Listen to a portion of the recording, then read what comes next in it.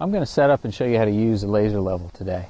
So I've got a really nice DeWalt laser level, and the nice thing about it is all the same cordless. If you have other DeWalt cordless stuff, it's all the same charger. So the charger just goes in the back. So that's ready to go. And then you'll want to there's a little threaded piece underneath the level, and it just basically screws into the piece on the tripod. You want to make sure that it is fairly tight on there, because you don't want that to fall off when you're moving that thing around. If anything, it might ruin the calibration, or worse, it could break it. This is actually the laser detector, and we're going to be using this to as we go around. This will be basically our eyes and seeing where the level is. So there's a little bracket that you loosen and tighten, and that actually goes on the measuring stick here. So you can set it here. You know, you could even set it. Sometimes I even set it backwards because I'm standing behind it, so I'll end up, that way I can see what the actual number is on what the actual height height is on the measuring stick. And one of the nice things I really like about the laser detector is on the back side. I don't know if you can see this, but on the back side there's a little window, and it'll show you up or down whether or not you need to go up or you need to go down based on to get to level. And then it just has a little line across to get to level. Now you can use the actual beeping. There'll be a noise. It'll beep just very slowly if you're far apart, and then it just starts beeping more rapidly as you get closer together, and then it'll just be almost a solid beep once you hit the level line. Now I personally don't like to use it because I find the sound really annoying, and I think it uses up too much battery. So I just use the little window on the back, and that works perfectly fine. So I'm going to go ahead and level this.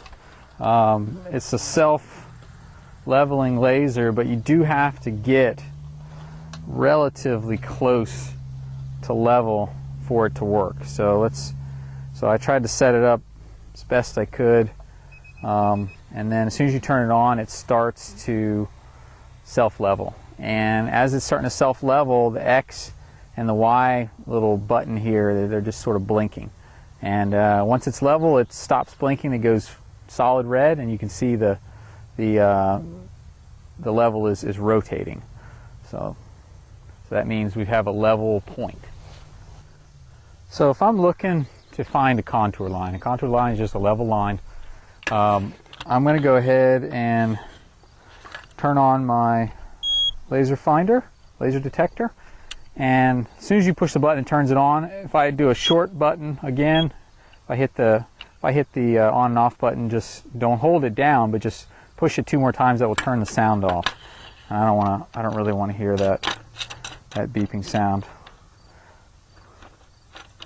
So I'll go ahead and so we'll have to face the laser.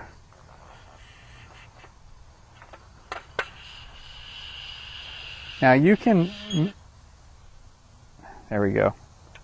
It's right at that level.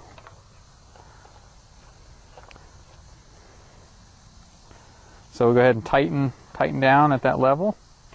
That means that, let me go ahead and mark with the flag. That means that everywhere along this line, everywhere along this contour that I can find this level, that's going to be my contour line. So if I want to keep on marking, I can keep on going down. Now I know where this line is because I've already marked it, but that's actually pretty much right on the money. So there you go. So if the back of your screen, like this, is giving me a little line, that means you're level. Now if your little screen says, like if I go up here, I'm going to get an arrow down. So that means I got to move it down. Now if I move it too far, I'm going to get an arrow up. So that's going to tell me which way to go to get me close. So there we go. right here, and we're level. So then you just go ahead and mark. Pretty simple. So I mean, you can do this pretty far away. I mean, I think it's supposed to be like about 1,000 or 2,000 feet. Now let's say, for example, that I was interested in building a contour pond here, and let's say this was my shoreline, and I was interested to see how tall a wall I would end up with. So this is 2 foot 6 inches. It'd be very easy. You just go right over here, and find the level. So it comes straight up.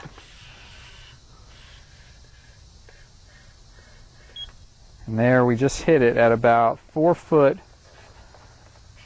7 inches. So that means that from this point we would have a 2 foot and 1 inch tall wall, not including the freeboard. We had to add the freeboard to be a 3 foot 1 inch wall to be level with our shoreline over there.